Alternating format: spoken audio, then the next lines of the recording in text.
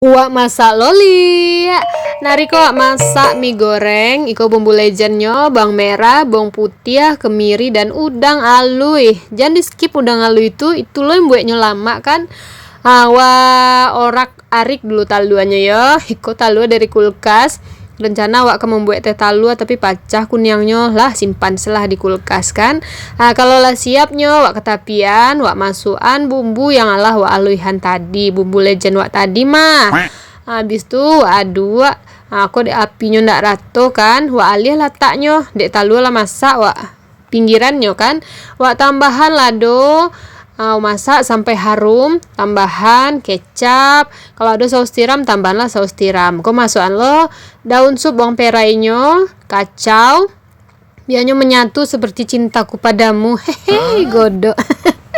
Masuk lo bawa apanya garam dan juga kaldu ya. Habis tu masukkan lo sayurannya, kok pakai sawi. Wak layuan seketek sawi ko karena kawan si sawi ko wak nyo kan masukan toge ko kan letoy capeknya layu kan. Masukan dulu si sawi. Lah aponyo lah layunya masukan lo toge. Siap toge ko wak kacau lo balik ya biar nyo menyatu lo lai kan. Siap tu terakhir wak masukan minyo, mie kunyang dari pasar tapi lah wak cuci ya. Habis tu wak aduk rata. Jangan sampai ndak rata. Beko garamnya ndak lo terasa kan. Kau lah siap lo nyo mie goreng wak dan siap lo disajikan. Wak makan lo liat.